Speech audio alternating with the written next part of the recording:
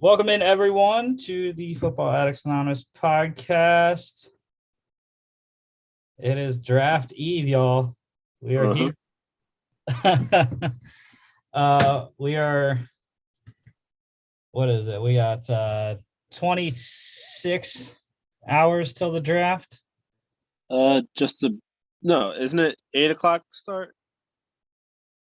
You're right. Yeah, 27. So 27 hours. Yep. Got 27 hours till the draft. Vontae Mack, no matter what. I love that movie, but it's one of the most unrealistic portrayals of the draft I think I've ever seen. Hey, it's the one that made me want to become a GM. It set me on the path. But anyways, this is our mock draft special 2022 edition, our one and only complete first round mock after doing team centric mocks throughout the last month to 2 months. Before we get into our mock, though, we're going to go over some NFL news. We don't have a PowerPoint today. We don't need it. I just have some stuff that's in no particular order. I'm just going to roll through them how I screenshotted them, how they came up through this week. So first off, the Colts, they hosted veteran offensive tackle Dennis Kelly on a free agent visit. Still looking for a left tackle. Dennis Kelly's played both right and left throughout his career. Pretty good swing guy. Definitely a better right tackle than he is left, but could be an option for Indianapolis there. I mean, the versatility alone is a reason to sign him. But like you said, they're looking for left, and he's better at right. So, I mean, there's still a guy out there that they had last year. I still don't know why he's unsigned, but for one, he's old, has injury issues. Yeah.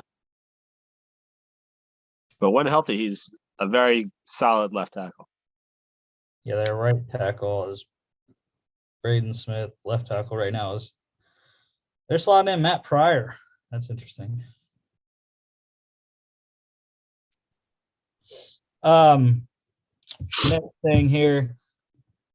This isn't really too big of a thing, but Robert Quinn, Bears edge rusher Robert Quinn, apparently is meeting the new staff, and there apparently are some teams that have called about Robert Quinn's availability.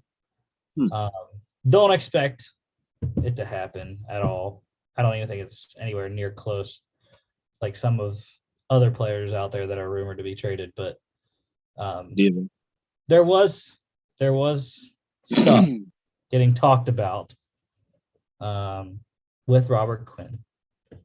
Again, nothing major with him though. NCAA news. I mean, we had a massive shift yesterday. NCAA president Mark Emmert is stepping down. He will continue to serve as president through June 30th of next year. Or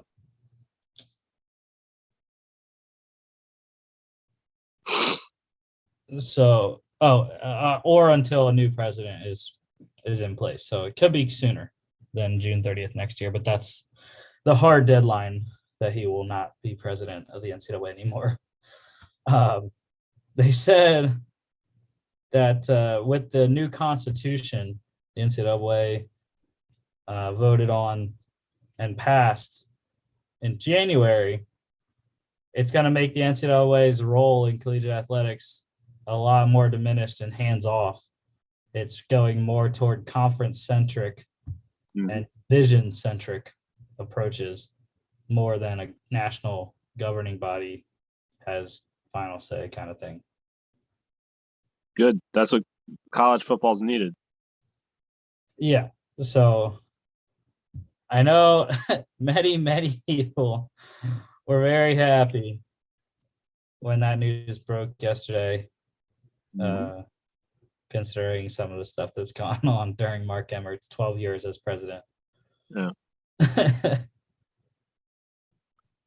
Yeah, I mean, this is something that I know a lot of college fans have been waiting for. I mean, I feel like the first step was what happened over the last year or so with the what's it, NIL or NIL, right?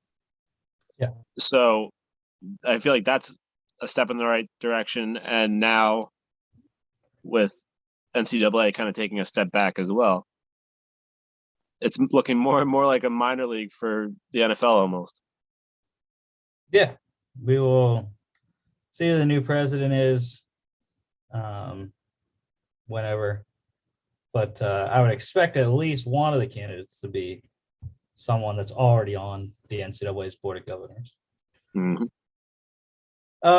Some fifth-year options have been exercised. We're getting towards the deadline of that, and I can't remember what the date is for fifth-year options for the 2019 class. Yeah, it would be a 19 class. Yeah. Because Lions, they exercised TJ Hawkinson's fifth-year option. No surprise there. I think there were a couple other ones that I had. The Bucks picked up Devin White's option. And those were the only two new ones that I had. A bunch of other guys already picked up as well. I believe Nick Bosa was one of them. And I can't remember the other couple of guys. The Broncos, they re-signed running back Melvin Gordon, 1 year, a $5 million deal. Just another season of killing Javonte Williams' fantasy stock. But they split as even as you can. I saw the one tweet. I didn't screenshot it, but it was like they had the exact same amount of carries, like within 10 yards of each other, and within a couple touchdowns of each other. Yeah, I mean, I don't think it'll be like that this year, though. I think Gordon's going to take a little bit of a step back and give Williams a little bit more of the reins. However, I still think that the signing does hurt Williams' fantasy value because I think that Gordon still is going to end up being like the goal line back. And so he'll score most of the touchdowns, I think. And just to go back to the fifth-year option thing, I looked it up. The deadline is Monday, May 2nd. So teams got this weekend, and once the draft is over, I guess they'll have to figure it out then. Yeah, I think it's interesting that it's after the draft because, some of those guys that maybe are on the bubble, teams are thinking about maybe not picking their option up. They draft a guy at that position, and then they're like, all right, cool, we don't have to pick his fifth year up.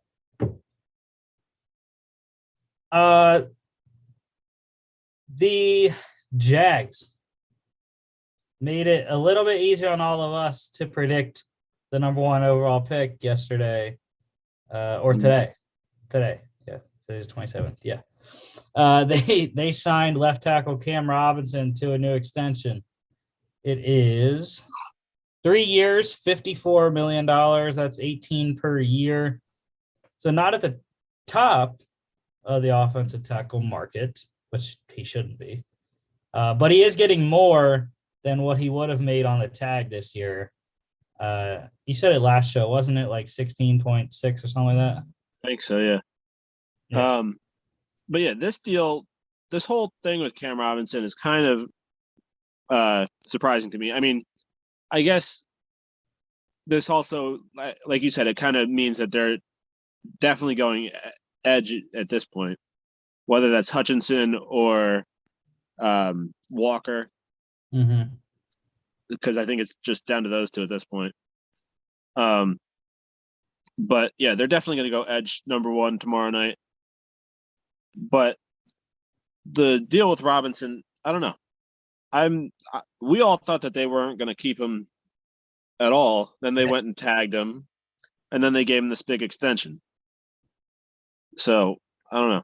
It's weird. Yeah, I have no clue. He's not an elite left tackle. He's getting paid as one of the top. He's probably in the top 5, I would think, in terms of salary now. Yeah. Maybe even top 3. I don't know what the offensive tackle salaries look like, but especially with Armstead getting his free agent deal and whatnot. But yeah, I don't necessarily think it precludes Jacksonville from taking a tackle because they do need as much offensive line help as they can. But I like you said, I do think it closes the door though on what most people think is that they're going to go edge rush. And they still could get one of those second tier tackles with their second pick too in the second round on Friday. So yeah, guys like Trey Smith, Abraham Lucas, and whatnot. The Texans are seemingly open for business. Not at 3. GM Nick Caserio said that the chances of them using both the 3rd and 13th picks, he said there's a 99% chance at 3 they use that one. And there's only a 50 to 60% chance at 13 that they use that 13th pick. Apparently, he's talked to 6 to 8 teams as a part of just general talks, open to going up as well as down from 13. Well, just thinking about trading down, there's not many teams. I mean, there's probably 2 teams I could think of that might trade with the Texans for that spot. And those are 2 teams that potentially will select a quarterback on Thursday night, that being the Saints and the Steelers.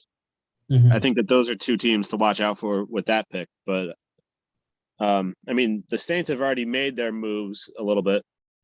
And the Steelers, one team that many believe are going to move up, have yet to do so. So, yeah, I heard that 11 to 14 is the sweet spot for teams coming up. It seems like there's not a want to trade into the top 10 to pay that price for whoever. But yeah, if someone falls out of the top 10 that some team didn't think they were going to be available there, then I think we'll see some trades. I think Washington's in a good spot at 11 to trade back because they need some stuff. Mm-hmm. I'm thinking I don't think the Vikings will trade out. But yeah, I think Washington at 11 and Texans at 13 and most likely 2 outside the top 10. Mm-hmm. And it's funny because I sent you the thing in the group chat yesterday when I was doing my own little mock draft, and it literally said Texans need is everything. So they are probably the biggest wild card in this entire draft. Nobody knows what they're going to do. And then last thing here, the Rams. They announced Cam Akers is switching numbers. He's going back to number 3, which he wore at Florida State. And that number was worn by OBJ last year when they acquired him. The reason Cam couldn't get number 3 last year, the NFL was going to make him pay $500,000 in order to switch his number. I don't know if it was like too late that he wanted to do that or whatnot. I don't know. But yeah, the NFL was going to make him pay $500,000 to switch his number. That's weird.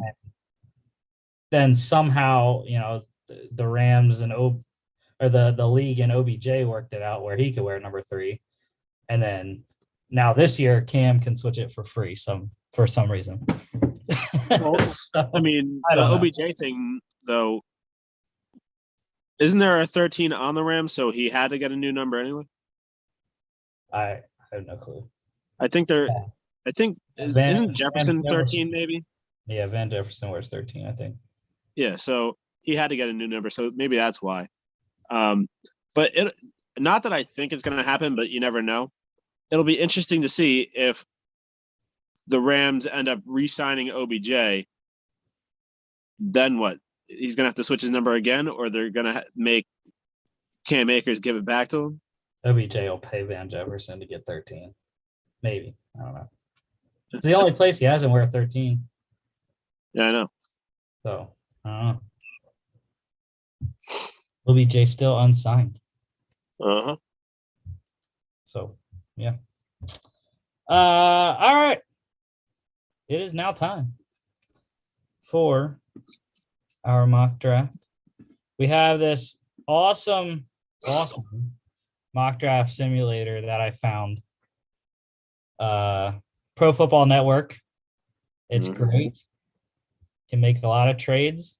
And unlike the mocks we've had the first 2 years on, I forget what the website was, but this one, that one, it only allowed you to trade picks in the first round because we were only doing one round. This one, we're only doing one round, but it allows us to trade all of our picks. For this year and next. Yes. So I love it. Let's get it going here. So first off, Jacksonville. And I will be doing the odds. Chris will be doing the evens, except for our own teams, which I think your teams both have even picks anyways. Oh, nope, 19. That's right. A couple of your picks are even too, so. Yeah, right around year 19 there. But okay, so I am up first. We'll both talk about the picks, though, but whoever has the pick will be the final decider. So number one, Trayvon Walker. That's the guy I think that the Jags are leaning toward at this point. It's all about the potential. Aiden Hutchinson's good. And I think at this point, they're pretty even. But the potential of Trayvon Walker is much higher in terms of league circles. So that's the pick. Yeah, like you said, as of recent, Trayvon Walker's been all of a sudden the front runner here. And right off the bat, I feel like this is one of the most crazy drafts in recent history because the first overall pick has changed about 5 times since this whole process started. And I can't remember the last time that people have been like this unsure about what's going to happen in the draft. I mean, it could all be smoke and mirrors. I don't know why the Jaguars really would need to do that. But yeah, I think that Walker is going to end up being the pick here. But who knows? We could all be expecting one thing. It happened in 2018. Everybody expected Darnold to go first overall to the Browns, and all of a sudden, draft night changed to Baker. And I mean, it didn't work out for either team anyway, but yeah. All righty. Trayvon Walker, number 1. You're up. Number 2, Chris. Yeah, so this is probably the easiest pick of the draft right here. I mean, it all depends, obviously, what the Jaguars do. But in this scenario, Jaguars take Walker. Well, then the Lions go and take their homegrown guy right there. Keep him in Michigan. I really don't think that there's any other choice, except for, I guess, the mock drafts that we did over the last 2 months. They kept getting, what's his name? The safety. Kyle Hamilton. But that's not happening here. I'm taking the edge with Aiden Hutchinson. Yeah, I think it's Hutchinson all the way, and Lions fans would rejoice to keep Michigan guy in Michigan. Hamilton wasn't where I thought you were going. I thought you were going with the quarterback, Malik Willis. Well, there's a chance that they could still get him at 32. We've seen that a lot in our mock drafts too, but we'll see how it shapes out in our draft. But yeah. Yeah. Aiden Hutchinson to the Lions at number 2. Texans at number 3 is intriguing. We just talked about them. They're not trading this pick. And I just submitted on Twitter. BR Betting had had a contest where you quote tweet their tweet and then you put your top 3 picks and then their hashtag. But so I went Walker Hutchinson and then I went Evan Neal. I think the Texans need to get the bookend to Laramie Tunsil. He could even be Laramie Tunsil's replacement within the next couple of seasons. But right now at right tackle is Charlie Heck for them. It's more than likely going to be Cedro Obuhi, but I think they want to get a bookend there, protect Davis Mills, and there's a lot of options they can go with. Kyle Hamilton, the other tackles, they could go Kayvon Thibodeau. I don't think they could. They could go Derek Stingley, I've heard, at 3, Sauce Gardner. But I'm going with the tackle. I think Lovie Smith wants to build from the trenches, and Evan Neal is my guy. Yeah, so I agree with position.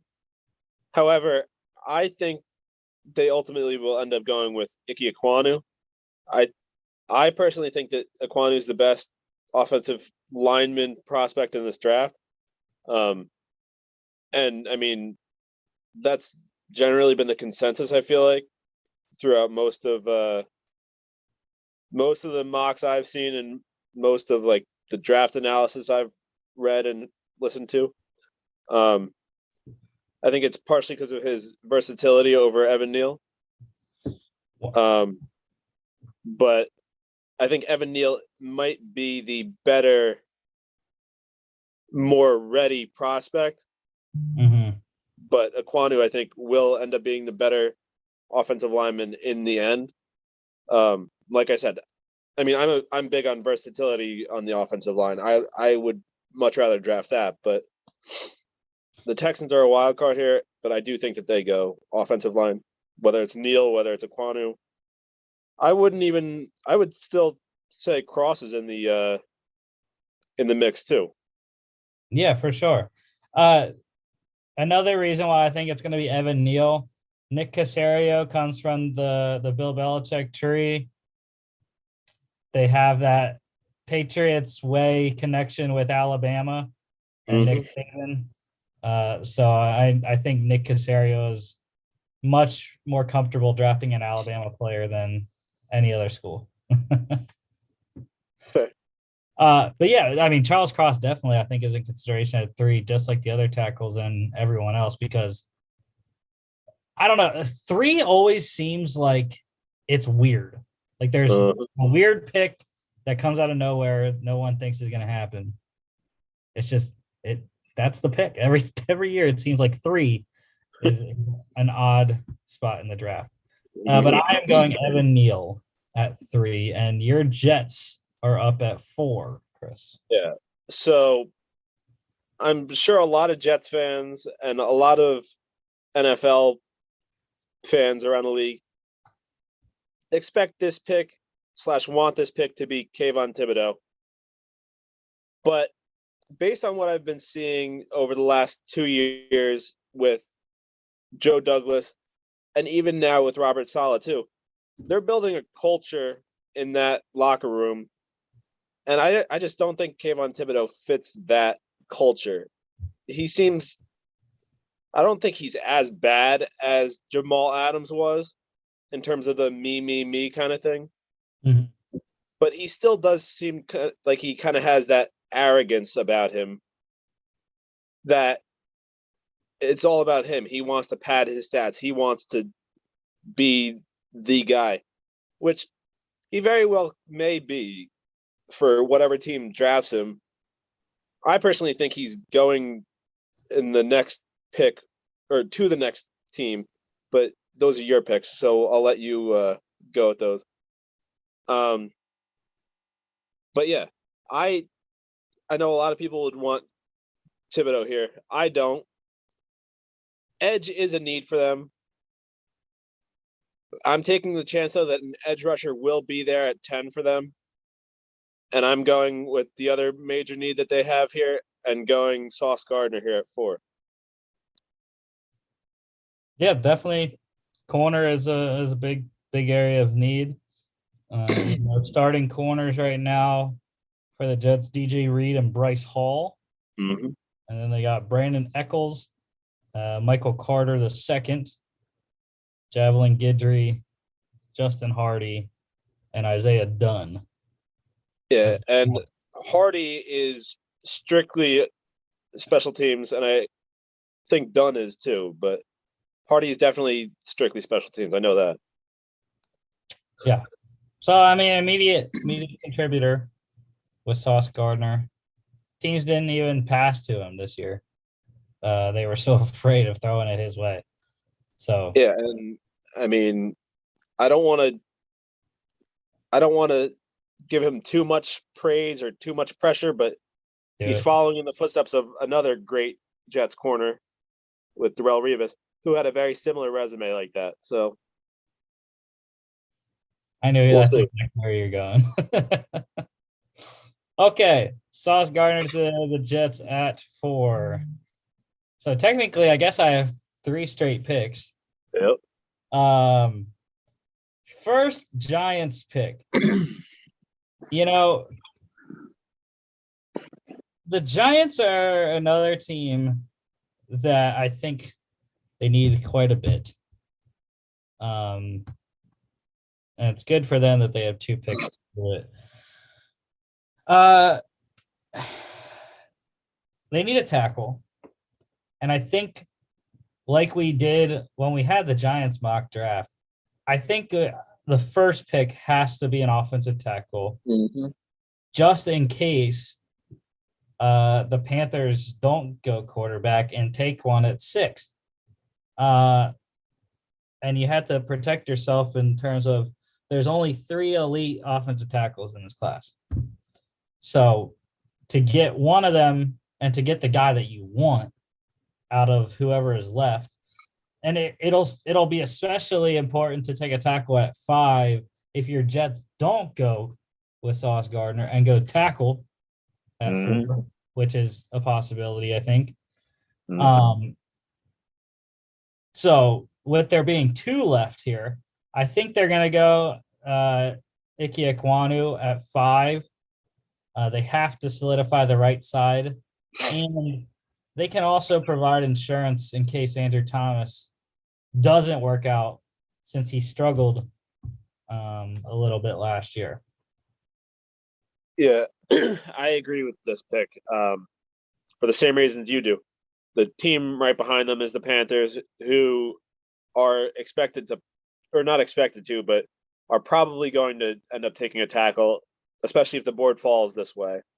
And even though the Giants have another pick at 7, if you need a tackle like they do, you have your pick here. You have your choice of the 2. So go get the one that you want and do it now. So yeah, I would go with Quanu here too.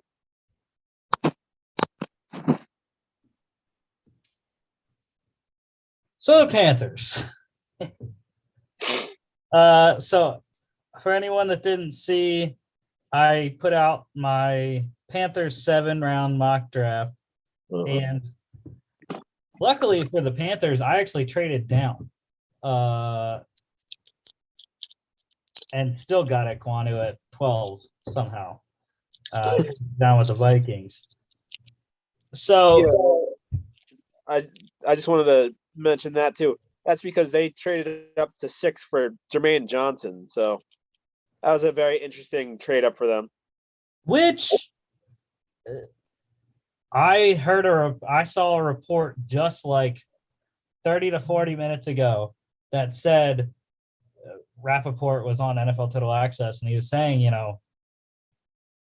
Jermaine Johnson could go higher than people think, inside the top 10 and maybe higher. So I think 6 is not out of the possibility, the realm of possibilities for Jermaine Johnson.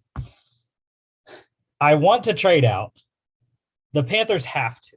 They have to trade out a 6. Even with Charles Cross here. The thing is, I don't think they're not going to go too far down, because I still think with the teams that are here, there's not going to be anyone that's going to want to tackle in between, for a little bit, really. Maybe Seattle. They might need one because they didn't re-sign Dwayne Brown yet. But the Falcons don't need one. The Giants already took one. The Jets maybe. Washington won't, I don't think. But I want to trade out. I just don't know who with. There's also Thibodeau still on the board too. So anybody looking for an edge rusher who wants to get ahead of the Giants, who might take him there, could go for that too. So I think I don't know what I want to do. I don't know who I want to trade with. Because it was nice when I was doing team-centric ones, they would give Eddie pick. They would send you offers. But now we're doing all 32. We got to make our own trades. So the Panthers, like I said, they have to move back. They don't have a day 2 pick. They're not picking again until the 4th round. So they have to get at least one pick in the 2nd and 3rd rounds. So it's just a matter of who are we trading back with?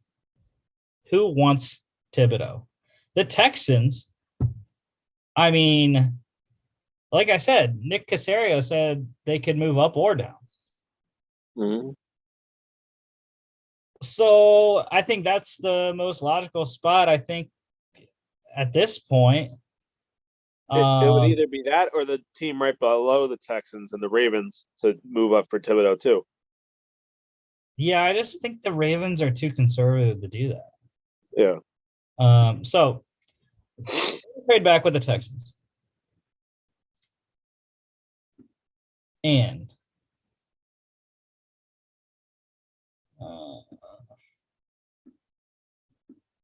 so we're sending 6 to them for 13 and 37.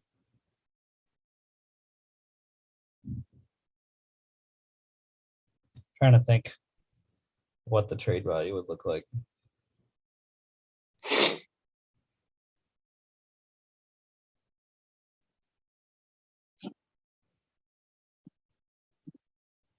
Look at that. Pro Football Reference has a trade chart available.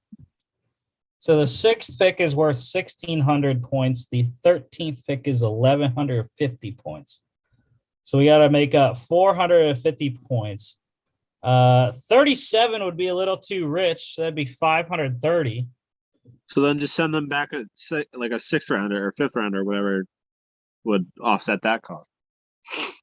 Yeah, I'm trying to see what the Panthers have here. 242. That's worth 1.2 points. 199. It's only 12.8. We'd probably have to send them the Panthers' next pick, I would think, at 137. Or you could always do. That's only 37 and a half. Huh? One of next year's picks, too. Yeah. I mean, we don't have to take 37. We can take 68. 68 is worth 250. So that'd get us to 1,400. We still need 200 points. So what is 80 worth here? 190. Look at that. That's perfect. That's fine. 10 points short of even, but I will gladly take 13 and 2 third rounders for the 6th pick. And then you get to make the pick now, Chris. Yeah. Oh,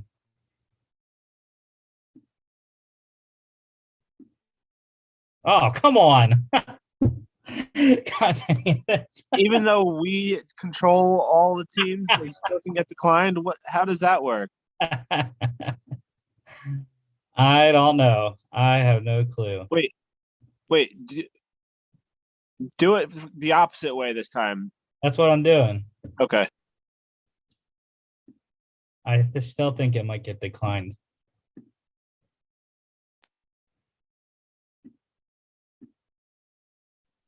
Just send the Texans back like a 6th or 7th round pick too.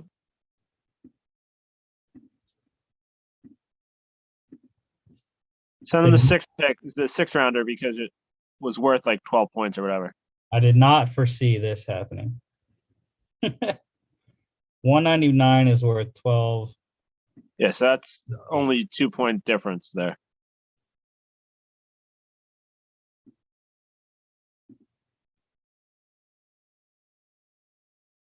God damn. Still didn't want it. Okay. All right, so we got to lessen our. See, I do think though in real life that would be a good Solid trade, yeah. to move up 7 spots into the top 10. 2 third-round picks, I think, gets you there. See, that's the thing that I don't know which side is declining it. That's the issue. Yeah.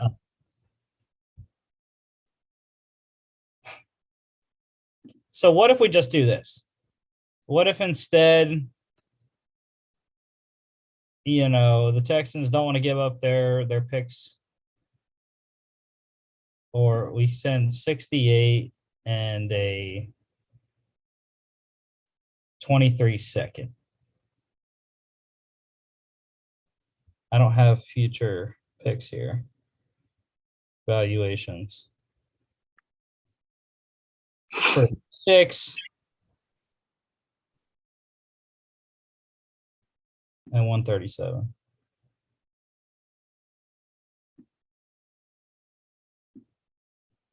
Good board. Okay, we're picking. I don't know what else to trade, who else to trade. So I mean, since we're only doing the first round, those are really the only picks that matter. So you could literally trade whatever else you wanted, and we could pretend like you did a different trade just to get the trade to happen.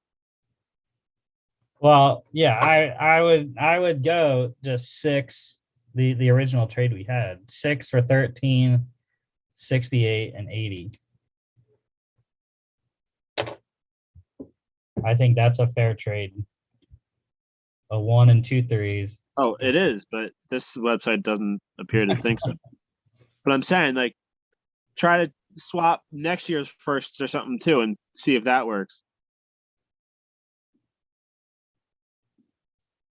This is the only part that's annoying, is I got to keep picking the teams. For Cleveland's first next year. Yeah. Okay. Whatever. Maybe it's the Panthers that don't want to move out of the spot. Maybe. But since the Panthers aren't moving out of the spot, we're taking Charles Cross. We have to. We have to get a tackle. We're not taking quarterback. I don't care. Matt Rule is on thin ice. He has to get a player that is going to contribute right away. And the best way to do that is to get a tackle that can help protect Sam Darnold or whoever is playing quarterback for them. I would hope it's Sam Darnold at this point, because we don't have many other options. Yeah. Yeah, Charles Cross is the pick here. And I was listening to a mock draft earlier, and they said the same thing, essentially. That Matt Rule is on the hot seat. He's probably the coach expected to be fired most out of anybody in the league right now. So why build for the future by drafting a quarterback when you need to win games this year to try to keep your job? And the guy that I was listening to basically said, would you rather Sam Darnold, who is only, first of all, the quarterback that he was saying would be picked here if it was a quarterback was going to be Kenny Pickett. Mm-hmm. And he was basically saying, would you rather have Darnold with another piece, whether that's Charles Cross, whether that's a receiver, whoever they decided to pick, and Darnold is only a year older than Kenny Pickett with, 4 years of NFL experience now? Regardless of how good or bad he's been, he still has the NFL experience. So, yeah, here is where Cross would definitely go over Kenny Pickett or Malik Willis or whoever else. Yeah, I mean, if it was Pickett, he is the most pro-ready quarterback. He's like last year's Mac Jones. Mm-hmm. The only one that's really ready to step in right away. So, yeah. But Charles Cross, the Panthers, since the Texans wouldn't trade with us. And you still get to pick for the Texans later, too, because they're an odd team. Okay. I am back up with the Giants' second pick. Now, what was interesting, I was getting some tweets here, and Aditi Kinkle-Bala was saying, based off what she heard from someone within the Giants organization, the Steelers have not called about trading up or about the price to get up to 7 or 5, whatever, which I'm happy with. Steelers, we do not need to trade up that high. But the Giants here at 7, I mean, this is perfect. I mean, they get Kayvon Thibodeau. Why not? They need a bookend for Azeez Ojulari on the defensive side of the ball at the other outside linebacker spot. And Thibodeau, despite despite him falling from the initial, preseason number 1 hype, I think it's still a fine pick. And like I said, they needed someone outside on the opposite side to help take some pressure off of Azeez Ojulari there.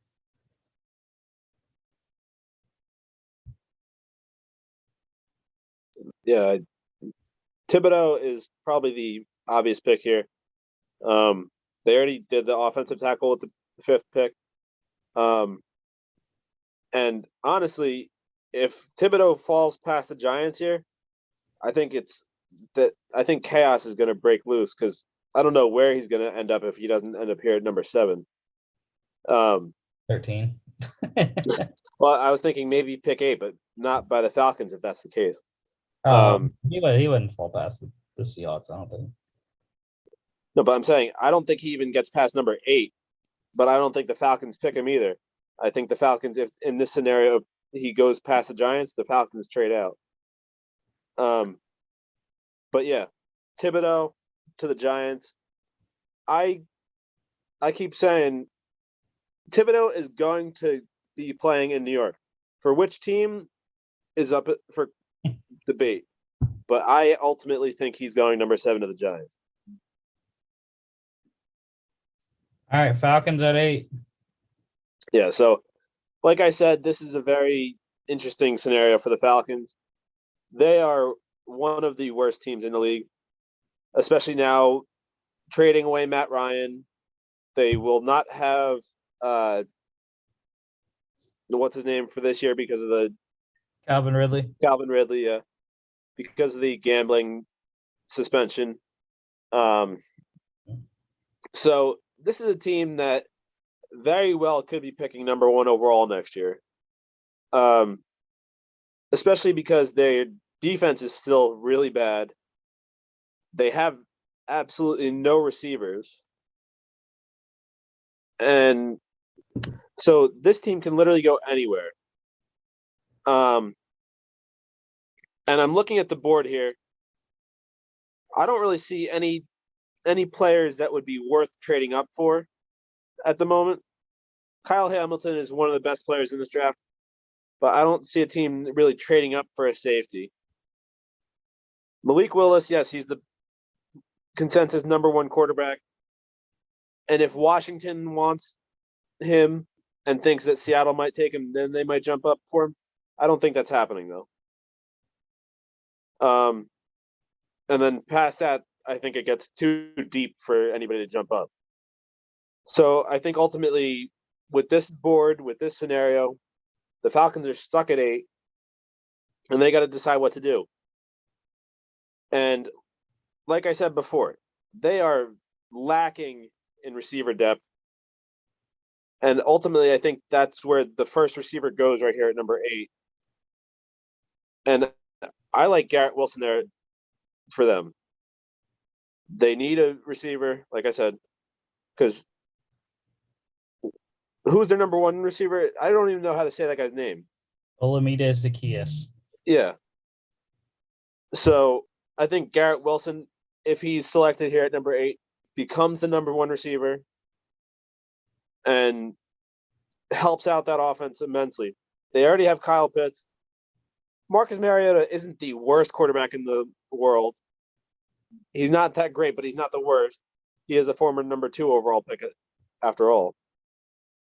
So yeah, I think that Wilson will help them out, and he'll help out whoever they decide to take at quarterback next year in the draft.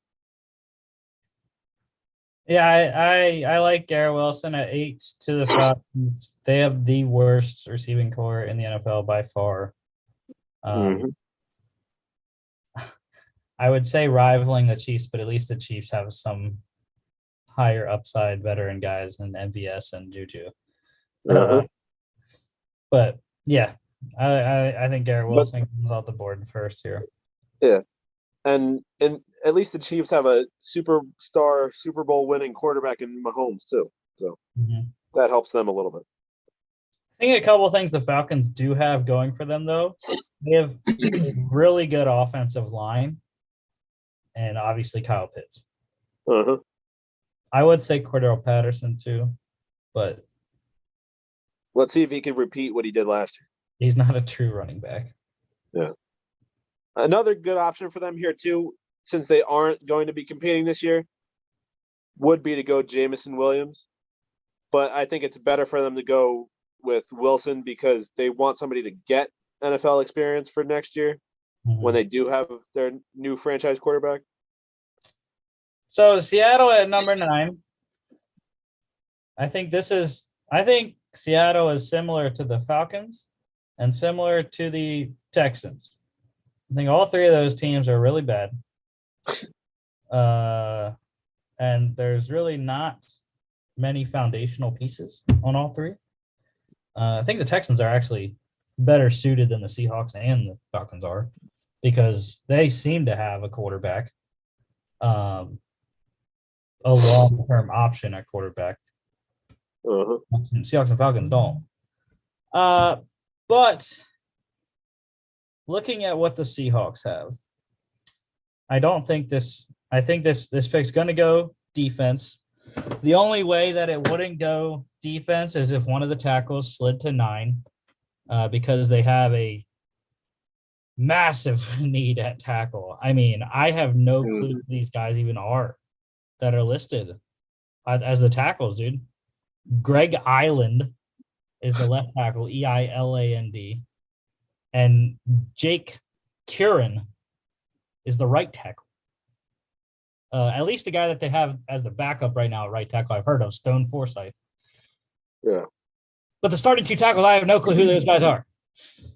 It's way too early to pick Trevor Penning, who you can see down here as the next tackle in Pro Football Network's rankings. But so I think we have to go defense. They're not going to draft Kyle Hamilton. That's a given. They already have 2 safeties, Quandre Diggs and Jamal Adams. They don't need a third guy. Malik Willis, intriguing option. I just don't think they're going to go quarterback at this juncture anyways. I think they're going to let it play out this year between Drew Lock and Geno Smith.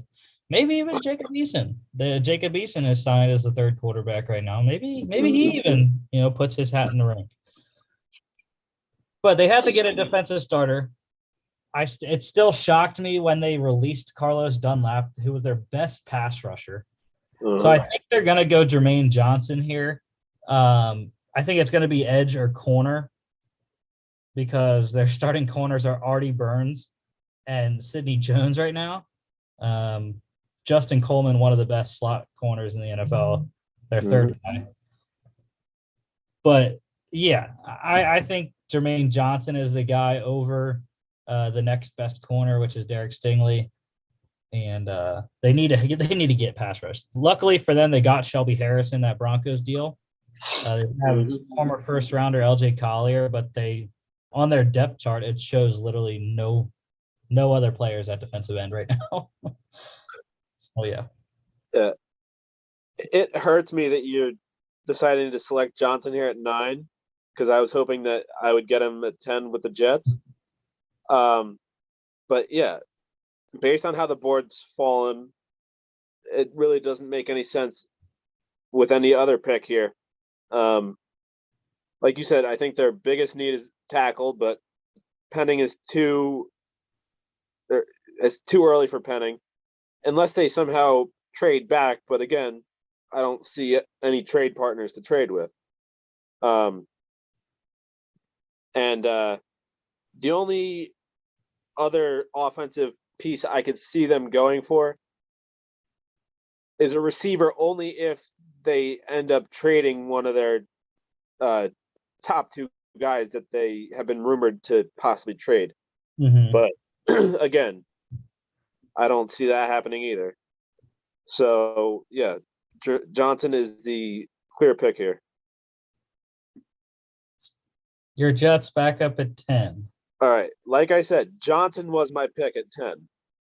However, he just got taken by the Seahawks. So my focus now shifts to offense and helping out Zach Wilson. Even if it's not going to be this year, because the Jets aren't going to be in contention this year, I might actually go out on a limb and select Jameson Williams because he is possibly the best receiver in this draft class. He's just not going to be able to start the season. And the Jets need some serious playmakers. They have Elijah Moore, they have Michael Carter, and they have Zach Wilson. They have a nice, solid trio there. But they've struck out on trading for a veteran receiver this year. Granted, there's still time with Debo. I don't really want that to happen.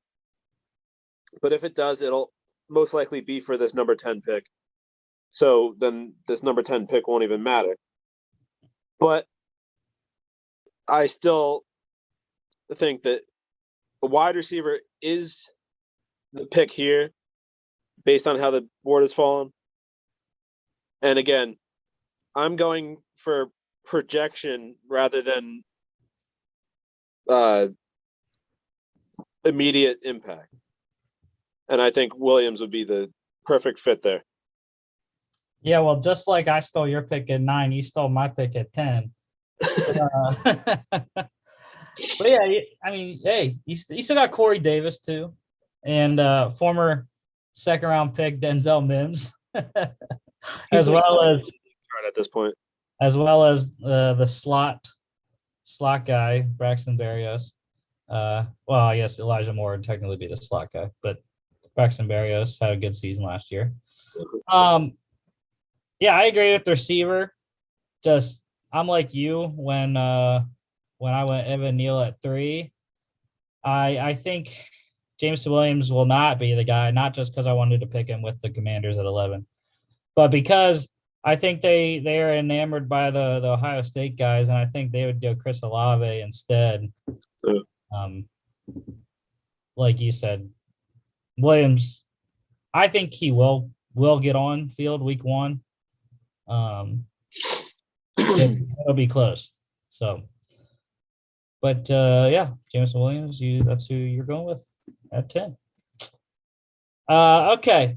So now that my receiver pick is gone, I think it makes my job a lot easier now. It's Kyle Hamilton for the Commanders. Uh-huh. They released Landon Collins this offseason. I would have liked to get another receiver, like I said, for Carson Wentz. But their safeties, Cameron Curl is very good. That was a good find for them on day 3 when he came out. Their other safety is Bobby McCain, which in his own right is pretty good coming over from the Dolphins. Mm-hmm. But they need a guy. They need another guy who can be a free safety and a long-term free safety option because Bobby McCain only signed on a 1-year deal, I believe. So, and I think Kyle Hamilton also has positional versatility. He can come down and play in the dime and nickel packages if needed at linebacker or corner. But he definitely is more of a free safety, which is where Bobby McCain is right now. But I think he could beat him out and give them a good trio of safeties there in Washington. Yeah. This, like you said, I think Hamilton was the obvious pick once Williams went off the board there to the Jets. Hamilton, again, a lot of people are saying Hamilton is the best prospect in this draft, best defensive at least for sure. So to get a guy like this late at number 11, that's almost a steal for the Commanders. And yeah, like you also said, it's a pretty big need for them at safety. So yeah, why not? Vikings for you at 12. All right, so this is another one of the most obvious picks, I think, for this draft. There's a player that has been mocked to them quite a lot in mock drafts, even when we're not the ones picking for them.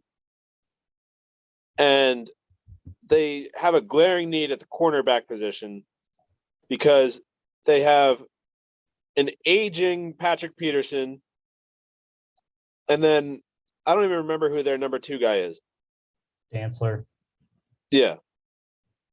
So I think picking up a guy like Derek Stingley Jr., although I don't really like him, he was originally the top cornerback in the draft, but there have been concerns about him, which is why he's kind of falling. But that only benefits the Vikings.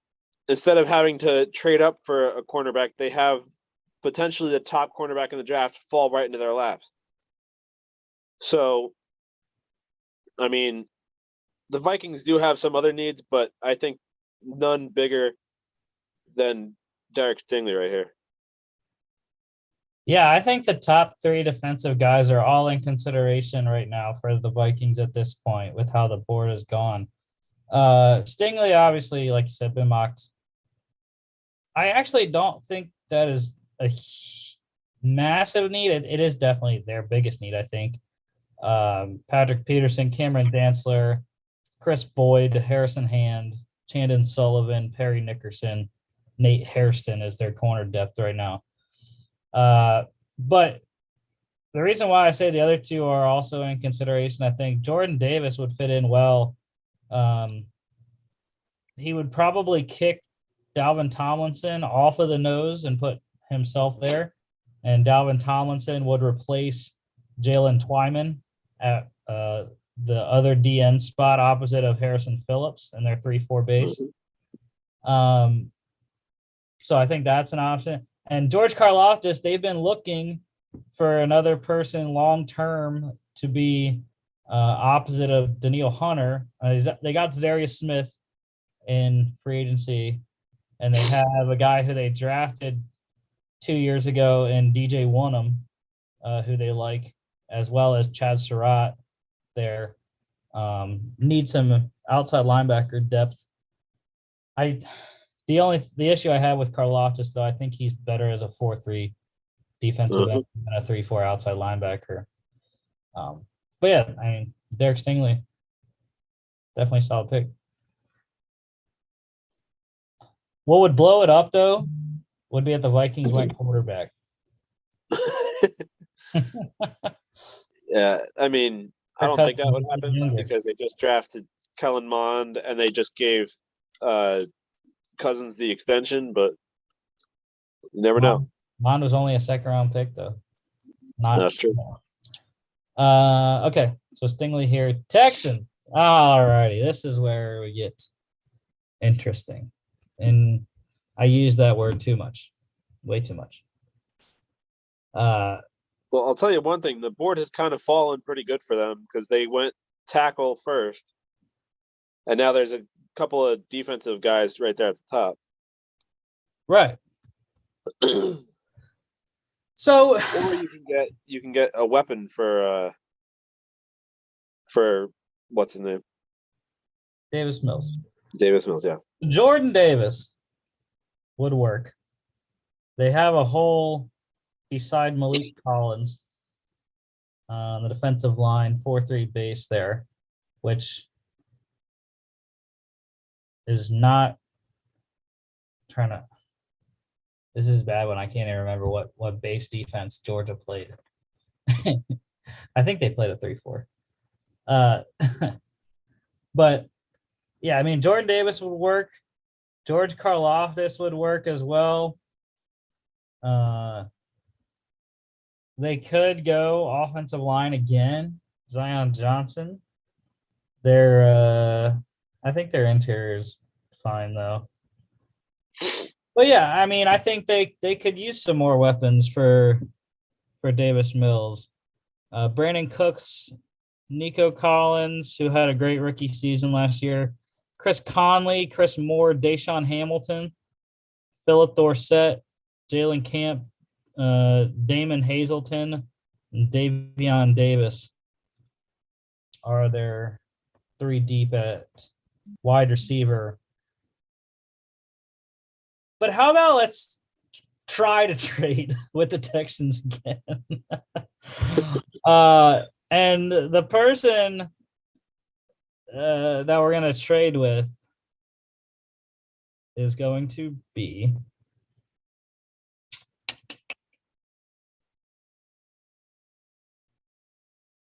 the Eagles.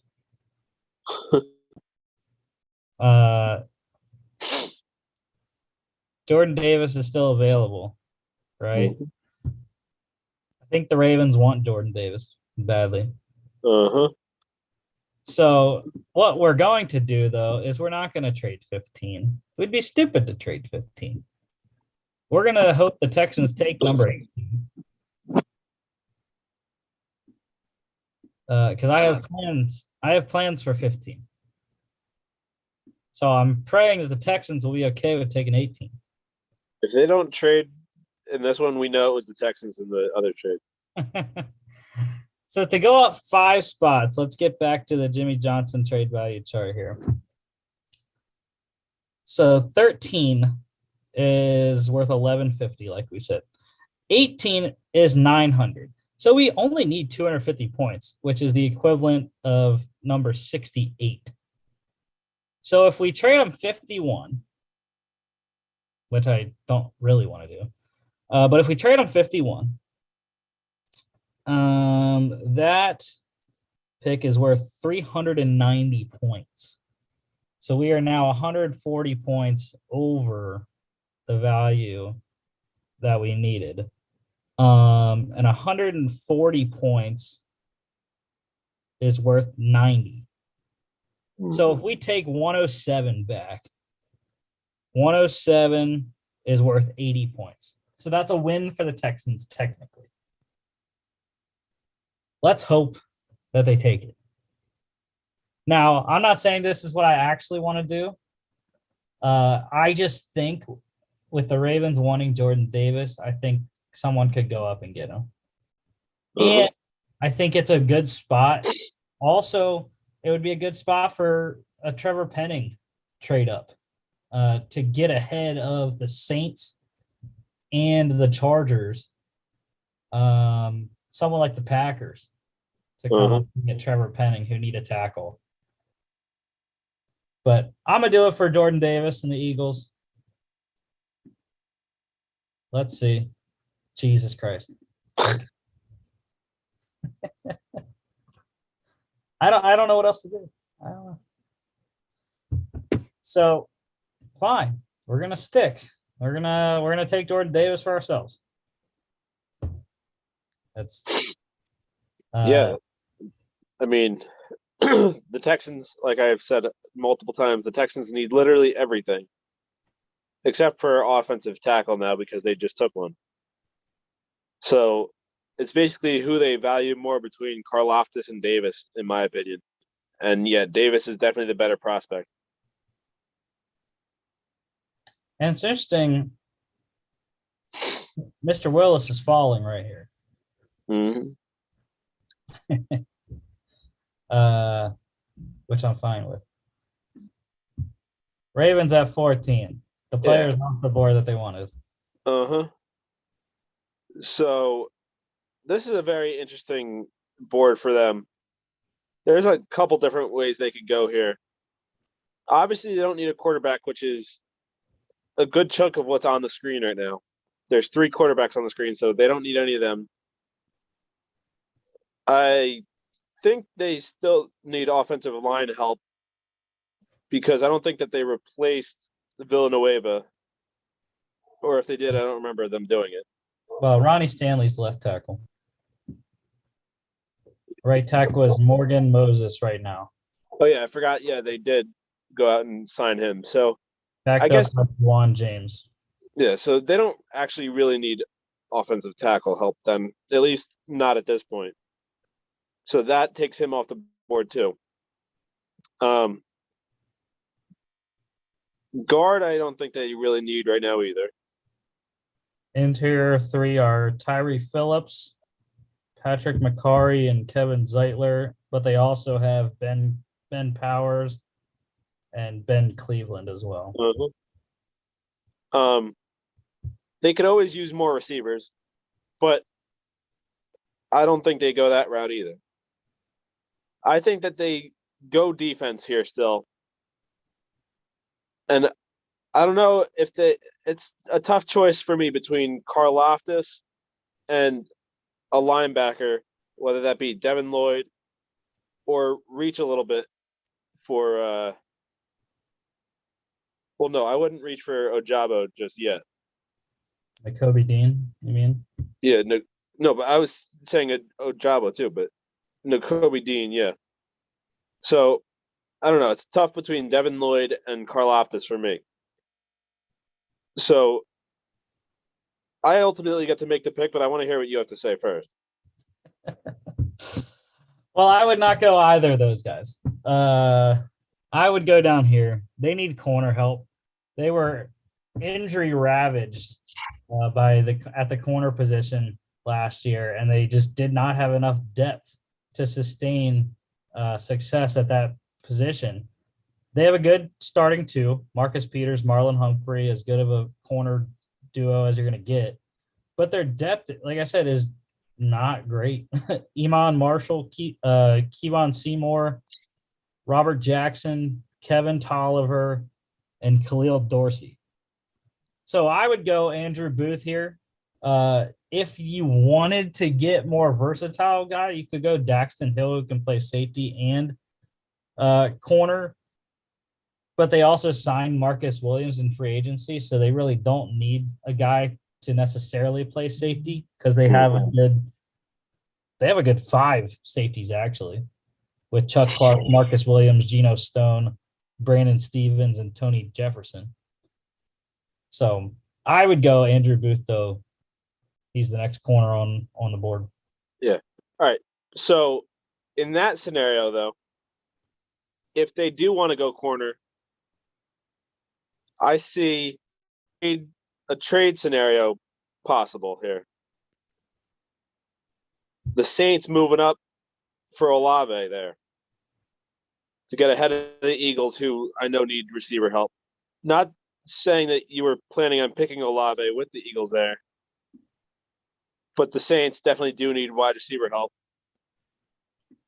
Do you want to? Yeah, I want to see if we could trade, see if we could actually get a successful trade going here. So what do you want? You want 14 and you want a 16 or 19? No, 16. I'm trying 19 first. All right. What's I the would value of those though? I would trade 16.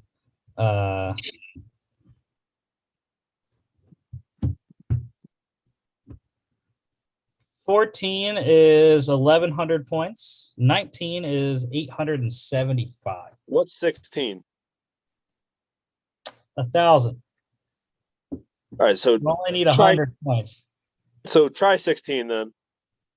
And then what's worth 100 there? Is 98 or 120 worth 100? 100 points is that's funny. 100 points is 100th overall. So 98's close enough.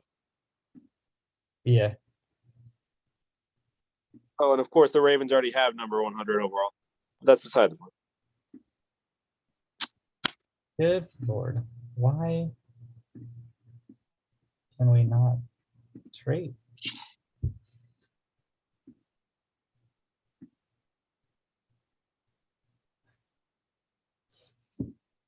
All right, let's try to send 49 and get 76 back. 76 is worth 210, so you're looking at 1,310 total. 49 is worth 410, so you're looking at 1,410. Did I just say the same exact numbers? No, 13-10 was the Ravens total. Oh, okay. So they're getting 100 points. If they don't accept this, I mean, I don't know how it's not. All right. So, We're just not going to trade. Yeah.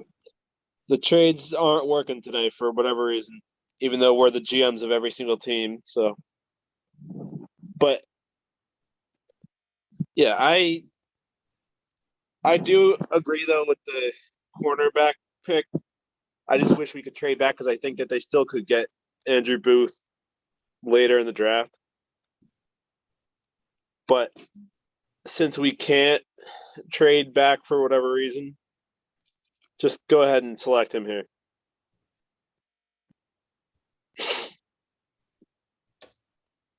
You said we're going Booth?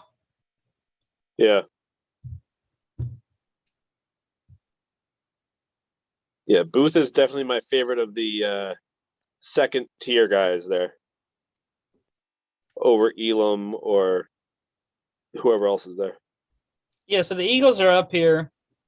And this was also one of the questions on the free prize picks play for the draft. Literally, you just answer, I think it's like 16 different questions and free entry. And you could win, I forget how much was the top prize. I think the top prize, you get all 16 right, it's like 10 grand or something like that. Or no, it's like 100 grand, I think. Not bad. So, yeah, this was one of the questions, though. What position do the Eagles take at their first pick? Did the same thing with the Saints, I think. And I said wide receiver. I think they're going to go wide receiver first because the Saints have a pick in between them. Uh-huh. So, and I'm not going Chris Olave. I still don't know what the issue is with Drake London falling. It seems like he is at this point. We're not even on draft night yet, but it seems like the public, at least, is devaluing Drake London. And I think it'd be a massive steal. I was shocked when he was still there in my mock draft for the Eagles, my 7-round mock, where I got him at this pick at 13. Yeah. So that's my guy. I love Drake London. He's a big, powerful guy. He's 6'3", 219 here. And he can be a jump ball guy that's different than what Devontae Smith does.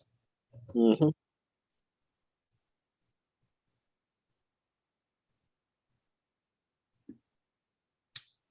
Saints at 16.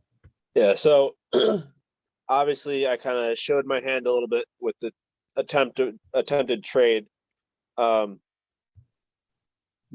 you and I view the receivers a little differently because I didn't even consider Drake London with the Saints pick. But based on a few factors, like they have Jameis Winston at quarterback. They have Michael Thomas potentially coming back as hopefully returning to somewhat form that he had prior to his absence. And they re-signed Traquan Smith. So I still think they need a receiver. And you took London, but like I said, I wasn't even considering him. I think my pick was between the other two guys that are on the board right now, Olave and Treylon Burks. Mm-hmm. And I think with the style of play that Winston is, I think that Burks would actually be the better fit here. And I mean, that's who I would lean towards right here. I know a lot of people have Olave going to the Saints, but I said my piece about Treylon Burks yesterday when we did, or on Monday when we did the other mock draft, and how he fell to 20. I would love that if that were the scenario that played out. I think Burks has the potential to be the number one receiver in this class. And what better way to do that than to have somebody like Jameis Winston throwing the ball deep to you? Yeah, I think the Saints have to take a receiver. I would take one at the second pick, not the first one, because the Eagles already took a receiver. Chargers could take a receiver. There's been rumors of that, but I don't think they will. Unless Saints take a receiver, then the Chargers, I think, will take a receiver. Or unless the Saints take Trevor Penning, who would be my pick here, because they don't have a left tackle. Yeah. James Hurst is slated as the left tackle right now. They haven't found a Ron Armstead replacement. And more than likely, the Saints take a receiver at 16. The Chargers are going to take Trevor Penning at 17, which I will do. Yeah, well, I'm not a big fan of Trevor Penning. I think that there's potentially better options in the later rounds, and there's still free agents out there. Don't say it. Don't say it. I keep bringing him up. I know he's injury prone. I know he's older, but for a stopgap guy, I think he'd work with the Saints there with Eric Fisher. But I would much rather. I mean, the Saints do have a pick in 3 picks, but with the fear that somebody could trade up to the Eagles or Chargers picks too, why not get the guy that will actually impact the game more with this pick? Yeah, so even if I was going receiver with the Saints here, I do not agree with Treylon Burks. I think Michael Thomas would have a say, and he'd want his Ohio State alumni brother in as well, and Chris Olave. But that's just. But you like Burks, right? Uh-huh. Okay. Thank you. The Chargers, for the second draft in a row, just sit and wait, and they get a guy that they love. Trevor Penning, they need a right tackle. Rashawn Slater was a Pro Bowler in his rookie year. And Trevor Penning is not as highly rated, but Mhm. will be a good fit on the right side to protect Justin Herbert's front side. So yeah, I think it's an easy selection. The only other option is to go Chris Olave. Again, I have a hard time putting another receiver in there when they just paid Mike Williams and they still have Keenan Allen. They still have some other young receivers who they believe in. So I have to get a guy to protect Justin Herbert, especially with the pass rushes that they have in the AFC West now.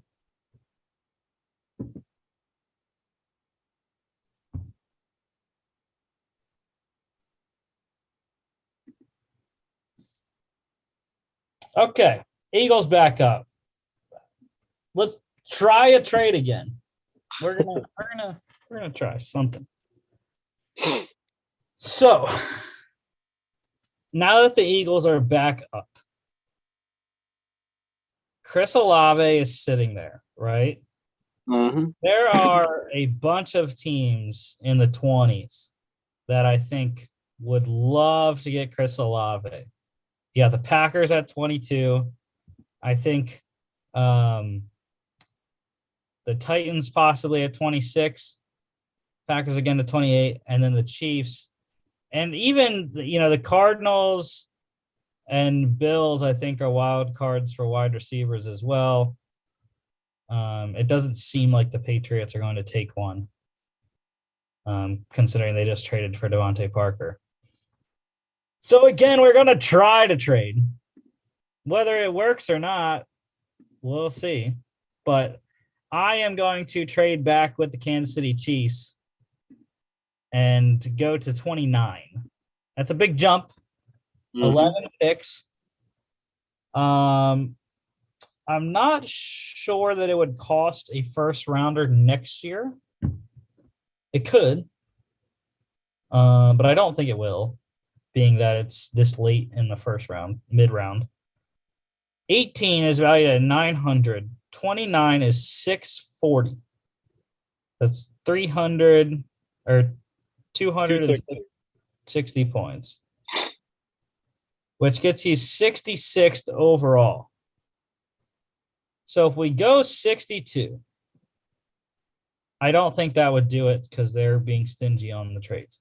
So let's give the Eagles 50, right? And that might be enough.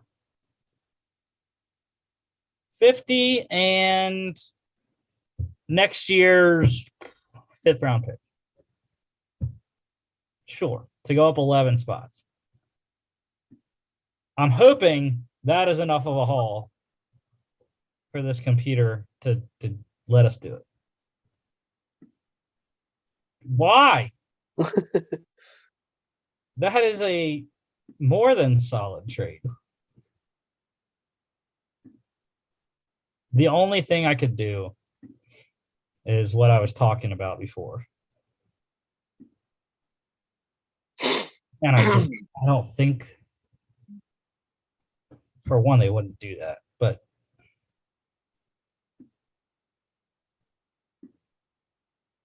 yeah, I have no clue.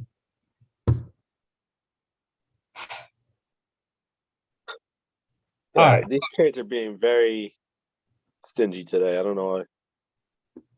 Like I said, it's much different when you're just picking for a single team. They offer you trades. And some of the trades that I got, I mean, they were pretty good trades. I do got to say that. I got the couple first round trades I did.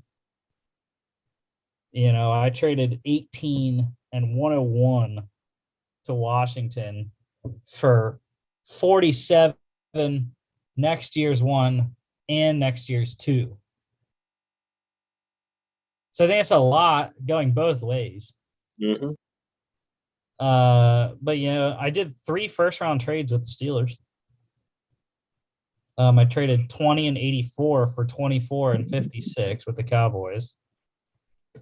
Traded 24 and 241 for 28 and 92 with the Packers. And then I also did to move back 1 spot with the Chiefs. I moved 28 for 29 and 103. I mean, those trades seem like the kind of trades we've been putting up. Uh-huh. And even, I did one with the Panthers. Like I said earlier, gave up 6 for 12, 46, and next year's third from the Vikings. I think that was a little bit much to go up 6 spots, but yeah, I don't know. I don't know why we can't trade. But anyways, since I had to stay here with the Eagles, there is one more spot to try to trade later in the draft. But since I'm sticking here with the Eagles, it's a toss up for who they are going to go with their second pick. I've heard linebacker with Devin Lloyd or Nakobe Dean. I've heard Daxton Hill. They need a corner to go opposite of Darius Slay as well. And not even going off of these rankings, just going off the, I think it's Scouts Inc., I think is what these rankings are on ESPN that I printed out. It looks like the next guy that the Eagles will be interested in anyways. Actually, George Karlaftis would be a fantastic pick at this point. Yep. He is actually not – let's see where he's listed at. He's not even on the first page of this list. Yeah, he's not listed until 37th on this list anyways. Because they do need edge.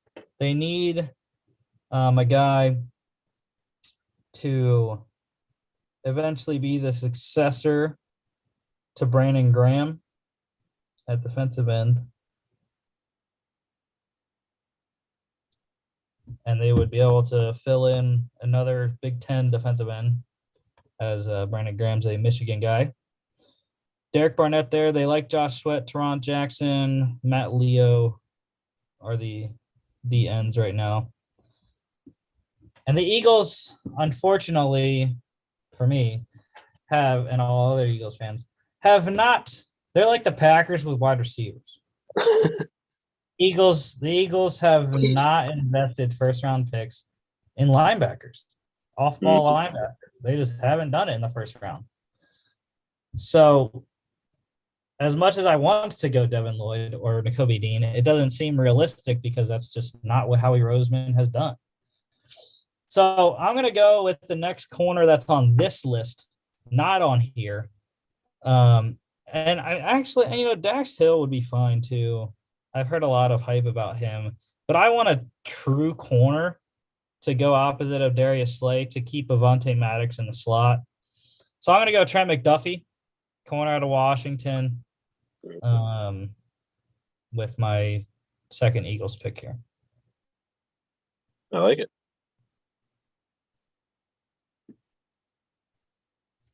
Saints back at 19.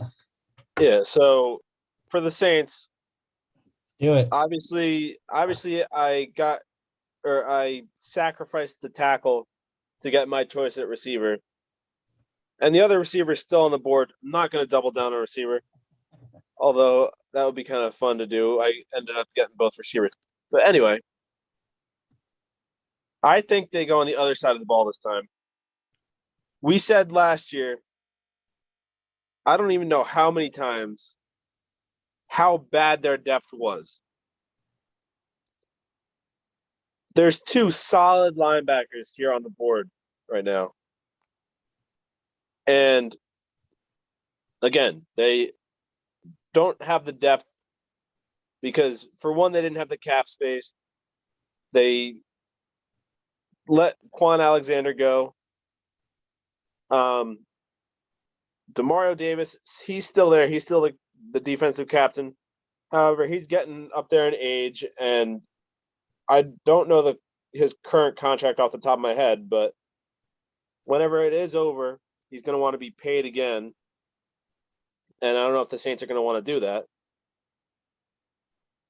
So I think right here, they go and add to their depth at linebacker. I personally like Nakobe Dean better, even though he's 8 spots behind Lloyd there. I mean, again, you were a Georgia guy. You went there. You watched Nakobe Dean play. And I'm sure you watched a little bit of Lloyd, too. I don't know what your opinion is between the two of them, but I mean, both are game wreckers for sure. When you look on ESPN's or Scouts Inc. rankings right here, they have Nakobe Dean 1 spot just ahead of Devin Lloyd, numbers 19 and 20, which is right where we're at. It's just funny. But it depends what you want. Nakobe Dean is a little undersized. He's 5'11 and a quarter, 229. Devin Lloyd bigger, 6'2 and 3/4, 237. So I think the height's a big thing. yeah. Big difference there. But yeah, I mean, I think Nakobe Dean would be fine. Again, I would like to save Nakobe Dean for a pick of mine coming up in a couple picks, but if that's who you want to go with, the other linebackers beside Demario Davis, Pete Warner and Zach Bond right now, nothing in terms of talent anyways for their depth at linebacker. So regardless, they're going to get at least depth. Mm-hmm. No, I mean, The one you want to go with, though. I think I'll keep you happy, let you have your guy, and I think I'll go with Devin Lloyd here. All right. Devin Lloyd to the Saints. And by the miracle of the draft board, we are keeping the Pitt Panther at Heinz Field and bringing Kenny Pickett home, keeping him home. I have to. I've been saying this since the draft process started. Mm-hmm. Kenny Pickett staying in Pittsburgh is wonderful. Do I think that's what the Steelers are going to do? No. I think they're going to draft Malik Willis. Just from what I'm hearing is that they want an athletic quarterback that has a great mobility. And I actually just saw a tweet about the Steelers possibly drafting Malik Willis because they spent so much time on all the quarterbacks. But the reason why Malik Willis is being mocked to the Steelers a lot more quarterbacks is because of his mobility. But also that tweet said, Malik Willis isn't as mobile as Lamar Jackson, but that's essentially what Mike Tomlin sees Malik Willis as. He sees him as Lamar Jackson type. Malik Willis not as mobile, as fast, elusive, whatever, but he has a better arm than Lamar Jackson does, and he's a lot better passer than Jackson is. So that's what I think the Steelers are going to do. I didn't say at the outset if we're doing a predictive mock draft or if we're being the GM and picking for ourselves. Uh-huh. I think we've done a little bit of both at this point. Yeah. But I am going to stick to my guns, stick to what I've been saying the whole time. Even with Malik Willis available at 20, the Steelers are going to go Kenny Pickett, in my mind. So, do you think if Malik Willis is off the board at this point, do you think they go Kenny Pickett or do you think they go a different position? No, I think they draft Kenny Pickett. So it's quarterback no matter what for them, you think? The only way they don't go quarterback is if the top two are off. Right. Yeah, And I agree with you, though. I think Kenny Pickett's the pick here. You know what's interesting, though? If those two are not there, then it would go to the guy that they have ranked 19th. Zion Johnson would be my pick if neither quarterback were here. All right. but I am back up on the odds. And thank you for saving Nakobe Dean, because I think this is where Nakobe Dean goes. The Patriots are looking to get younger on defense, especially at the linebacker position. And they're looking for their next Dante Hightower, who is not there anymore. So they have Jawan Bentley. They traded for Mac Wilson.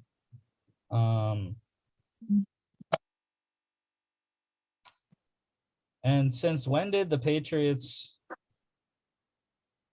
I don't know. I feel like they haven't ran a 4-3 the entire time. I feel like I don't know why. In my mind, I thought they were running a 3-4, not a 4-3. I don't know. You're the AFC's guy. Yeah, I'm trying to think. Right? No, I thought they normally run 4 on the line, I'm pretty sure. So 4-3. Yeah, I think. I don't know why in my mind I was thinking they ran a 3-4. For some reason they have Matthew Judon listed as a linebacker right now, which would not be the case in a 4-3. So, but yeah, I think Nakobe Dean would be a pretty perfect pick for the Patriots. Yeah, it's such a Patriots pick. I hate it, but it makes so much sense. Now they do need corners. Kyer Blum is here. He was another guy I was going to say I've seen mocked to the Patriots a lot. Yeah, the corners are Malcolm Butler, Jalen Mills, Jonathan Jones, Terrence Mitchell, Miles Bryant, Jawan Williams, and Sean Wade. But yeah, I think Nakobe Dean is the pick, which is it's weird that we're picking both linebackers, considering some people only have one or none going in the first round. Yeah. Yeah, I'm going Nakobe Dean for the Patriots. All right, now the board couldn't have fallen any better for the Packers here. Normally, I would have gone George Karlaftis here for them, because that's usually what I've seen them do, and they do need edge help and whatnot. But that's also because they don't really have an option at receiver at this pick, and I've seen them go for George Pickens or the other guy with their next pick. Christian Watson. Yes, Christian Watson. Thank you. I don't know why I couldn't think of his name. In case anybody couldn't tell, I blank on names a lot. Anyway, yeah, this is about as much of a lock pick as there can be in this. Chris Olave all the way for the Packers here. Yeah, I agree. Yeah, they definitely need to get some depth on the edge, which would be a Karlaftis type. But yeah, with Olave being the last top of the top receivers, yeah, I don't think you can wait, even in a really good receiver class. But yeah, I think the next couple of guys would be in the next tier. So, I mean, you said it was perfect for the Packers. I think it's perfect for the Cardinals now, too. Yep. George Karlaftis somehow making his way all the way to Arizona would be a steal for the Cardinals, who need some help on the edge. You know, they lost Chandler Jones in free agency. Dennis Gardeck and Marcus Golden are the outside linebackers right now in the 3-4 base. Karlaftis got to be the guy here. He's gonna win that weak side linebacker spot over my guy Dennis Gardeck, who I like a lot.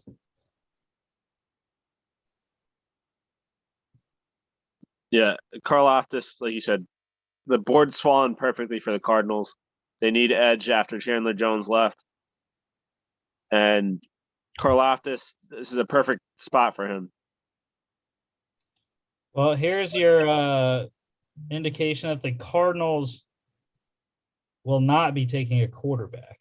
The Cardinals just picked up Kyler Murray's fifth-year option. Well, I think that just adds to his trade value, if anything. Possibly. You're up with the Cowboys at 24. Yeah, the Cowboys, to me, especially with the way the board's fallen, it's kind of an interesting pick here because they can go a number of ways. I think they do need secondary help, so there's a lot of secondary players on the board here. But they also need offensive line help because that offensive line has been, I mean, it's decent, but it hasn't been near what it was in the, like, what, even 5 years ago, maybe? Mm-hmm. So you got your pick of the guards here with Kenyon Green and Zion Johnson. And, I mean, even Tyler Linderbaum, too. I forgot that he was even here. So, I don't know. I think it's between Johnson and Linderbaum for me. I can't think of who their interior linemen are right now, though. Connor McGovern, Tyler Biotage, and Zach Martin. Well, yeah, I knew Zach Martin. I couldn't think of the other two. But, yeah, I mean, I don't understand why Linderbaum's falling so much either. Not even just in our mock draft, but just in general on the draft boards. I feel like he's been falling more and more towards the second round. At one point, he was a top 10 pick, and now he's borderline second rounder.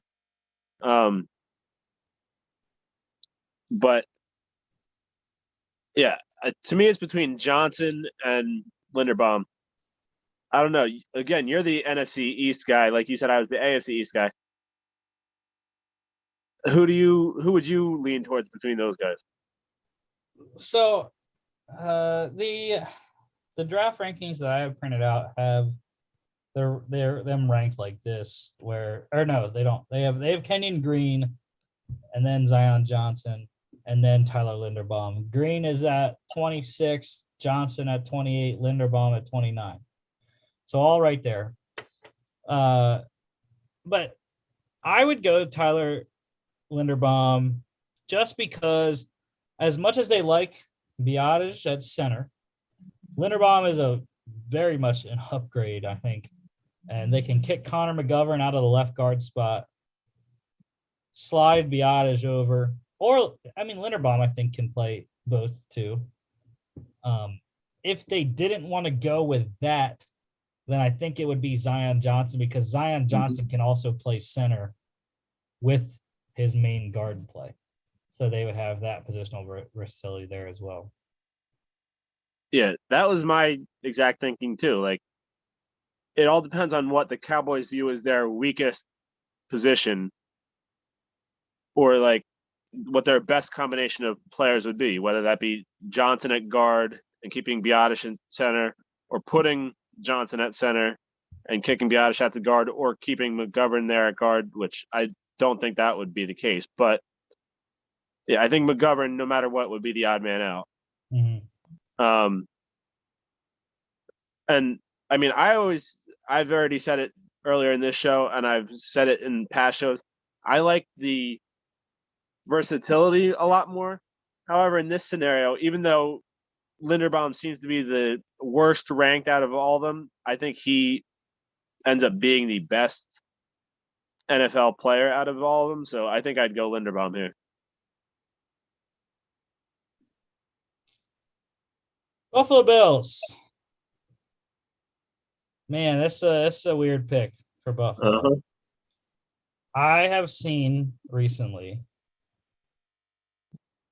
everyone is hopping on the Bills train to select Breece Hall at 25. I'm a Devin Singletary guy. Like, I like Devin Singletary. Zach Moss has not worked out for them. As a former third-round pick, I believe. Something like that. Duke Johnson, they signed this offseason to be the passing pass catching guy. And I just think they have more pressing needs. And there's a guy here that they can draft at a pressing area of need. Kyer Elam, I think he's on the next page because there weren't too many corners. Yeah, he's ranked 32nd on these rankings that I have. They need a corner opposite of Tre'Davious White. For one, Tre'Davious White's coming back from an ACL tear. Two, right now, I don't know why they have the depth chart looking like this on ESPN, but Siren Neal is their other corner. They have Teron Johnson, which he's going to stay in the slot anyways. Cam Lewis, Dane Jackson, Elijah Griffin, and Nick McLeod are the corners. So I think they have to go corner, regardless of how enticing it might be to draft a running back that could be the guy. I just think Devin Singletary had such a nice run down the end of the season that you have to allow him to come into the season as the number one guy, clear cut, and give him number one touches and see how it works out. Yeah, I am on the same train as you with the thought process. I mean, they made it to was that the championship game or was that? No, that was the divisional game, right? Yeah. So, and they very well could have made it to the championship. It just so happened that they met their exact match in the Chiefs. They already have an amazing offense. And yes, a guy like Breece Hall would be great for them. But they need a guy in the defensive secondary to help stop teams like the Chiefs and the Bengals and whoever else is in the playoffs this year, because there's so many teams that are good in the AFC this year and a lot of good passing teams too. So, the Bills, like I said, are one of the better passing teams in the league, but they need defense to help stop those other passing teams. And yeah, whether that be Hill or Elam or I wouldn't say Seen or Brisker, but yeah, they need secondary help for sure. Yeah, the only reason I wouldn't go Hill is because while he can play corner, I think they need a guy that's a true corner, and Daxton Hill is kind of a tweener that can play safety corner, slot corner. But yeah, I like how you're yelling. Titans at 26. Quarterback. I mean, this is a tough one for me. The Titans are kind of caught in between here because they're one of those teams that are, they were just the number one overall team in the AFC this past season. Granted, that wasn't 100% because it was them being good. It was just that's how the pieces fell for them. But yeah, obviously Ryan Tannehill has kind of been the reason why they haven't been able to take that next step. But at the same time, their defense hasn't been that great either. So there's so many avenues you could take with this. I don't think they hit the reset button yet because they still have a year or two left of prime Derrick Henry. And they need to take advantage of that. And I think Ryan Tannehill is pretty good at the play action, which is their main passing game. I don't know what their offensive line situation's like. I haven't looked at that. But there's two guards on the board. I don't know if they need a guard. They do. Interior is Aaron Brewer, Ben Jones, and Nate Davis, with Jamarco Jones being a backup. Yeah, so guard is definitely in play here. But like I said, too, their defense was terrible last year, too. What do their safeties look like? They're fine. Amani Hooker and Kevin Byard. Okay, yeah. I really don't have behind them, but So safety. So the way the board has fallen, I think that they take one of these guards. And as I was saying before, I like the versatility of Johnson a lot better than I do Green. And yeah, so my ultimate pick right here would be Johnson. I would go opposite. I'd go Kenyon Green. Just because for one, he feels like a Titan, and for two, he's a lot better at run blocking. I think Johnson is a little bit better at pass blocking. And Green, you're gonna get a road grader. 6'3", 220, 323. Johnson 6'2", 314. So a little bit smaller there. But if you want to go with Johnson, it's your pick. Yeah, so. I'm going Johnson because of the versatility here. I like that. With the Bucks, I mean, this makes my job easy with Tampa. Kind of. A little bit, anyways. Because they also need a guard. Now, they did trade for Shaq Mason. But they need a left guard. Aaron Stinney is slated to be the starter right there. Dax Hill is an option. They do have Antoine Winfield, Logan Ryan, Mike Edwards, and Keanu Neal as their starting four safeties. They need some corners, but we don't have any left that are first round worthy. I don't think, no. So there aren't any corners left. This could be a place where, had they not re-signed Leonard Fournette, Breece Hall would be an option, I think. And he still could be, with Fournette only signed, or no, he signed a 3-year deal. 3 years, yeah. Okay. They don't need any wide receivers anymore because they franchised Godwin and signed Russell Gage and re-signed Rashad Perriman as well. They're not going to take a tight end. None are worth a first-round pick this year. So I think it's pretty simple. I think it's Kenyon Green all the way. He's going to help Tom Brady slide into that left guard spot. Again, I would think that in my mind, these picks would be flipped. Green would go to Tennessee. Zion Johnson would go to Tampa. I think those are the better fits. But that's me. Yeah, I mean, Tampa's one of those teams that they're one of the most complete teams in all of football. And so, and no, that was the 49ers game. Never mind. I was going to say they were a pick away from moving on. But that was the 49ers that dropped the interception. Mm-hmm. But still, the Buccaneers did almost come back in that game against the Rams. And if they had beaten the Rams, they probably would have been in the Super Bowl. Because I think they would have beaten the 49ers as well. But yeah, they're set on offense, at least at the skill positions. And defense, they do have a couple holes. But yeah, I would go Green here too. Yeah, I think they can get some reinforcements on defense still. They still have JPP and Ndamukong Suh out there floating around.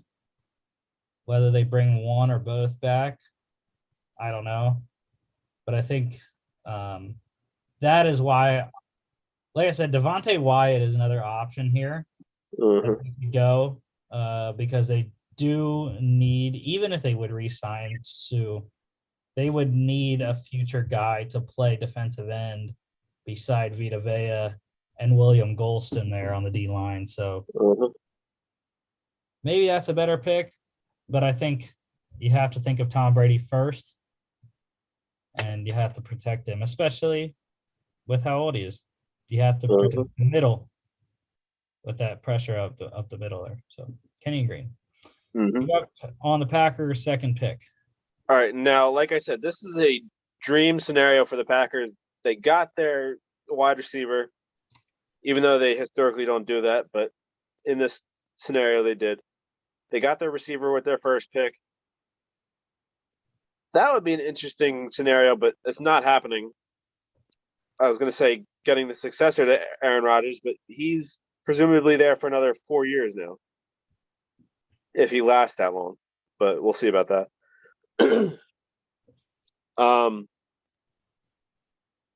Obviously, what's the next edge? Ebiketie? Mm-hmm. So, I mean, edge is a need for them. So he's an interesting option. I don't know about their safeties. I don't think they need a safety. And Adrian Amos and think- Darnell Savage. yeah, so I think they're good there. Running back would be an interesting option, like you said already with these other couple teams. I'm not a big fan of Dylan. I know he's essentially solidified as the backup, but I'm not a fan of him. I'm not going to go running back here because that would kind of be a wasted pick. You can't get more wasted, though, than Jordan Love, but that's beside the point.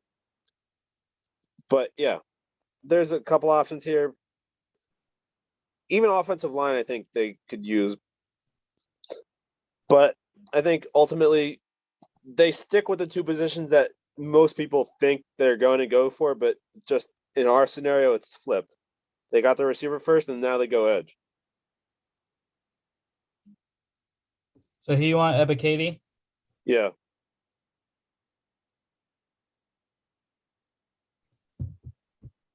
All right. Chiefs at 29. Look at this. We each get to select a Chiefs pick. Chiefs at 29. I am going to go. Oh, I forgot to say about my Packers pick. The Packers, I would have went with either Devontae Wyatt or Tyler Smith. They needed a right tackle to slide Elgton Jenkins back in. And then Wyatt, they need another defensive end beside Kenny Clark there in their 3-4 big. Chiefs, though, Chiefs could use some stuff here. Now, what's interesting about the Chiefs, there's no wide receivers, really. We have Christian Watson. And I do think they're going to go wide receiver with one of their picks. I just don't know which one I want to leave up to you, what position I want to leave to you. Well, I know who I will pick if you don't pick the receiver, so. Well, I'm going to go receiver, and I'm going to bypass Christian Watson, and I'm going to go Jahan Dotson. I think Andy Reid loved the speed, and he is a Tyreek Hill-like player here at 5'10", 178. I like it. Your Chiefs pick. All right, so there's a number of ways they could go here. They obviously have a little bit of a hole at safety, being that they essentially let the Honey Badger go, even though he's still out there. They can re-sign him. But I do like those safeties. Another guy that I think is an intriguing pick because he's injured right now, and he is going to miss a large chunk of the season. I think David Ojabo would be a very interesting pick for them here. And like I said, the Chiefs are one of the powerhouses of the AFC, and they're going to need edge rushers in the foreseeable future with even just the division that they're in. And obviously there's a lot of injury questions now with Ojabo, but he's the best edge rusher at this moment, I think.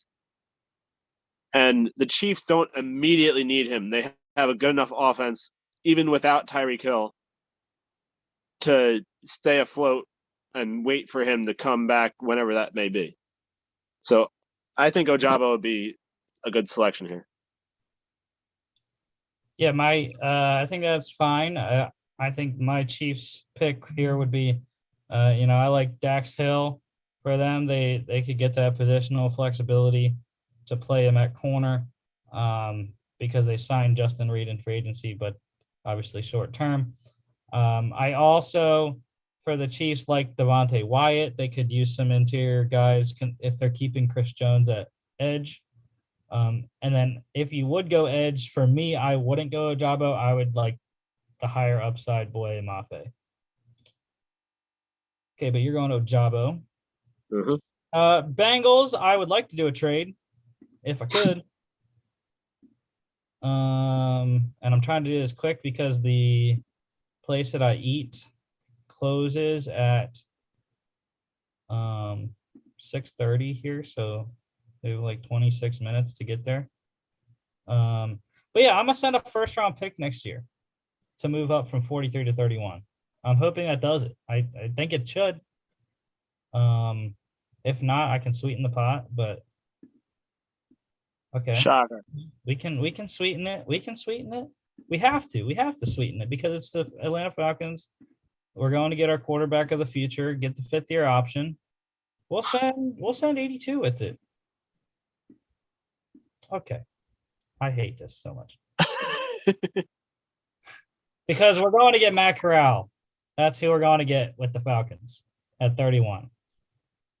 I really just want to put it in there, and then like everyone would be like, "What? The Bengals taking a quarterback at 31?" You can edit the Falcons logo in there, can't you, Chris? Yeah. Well.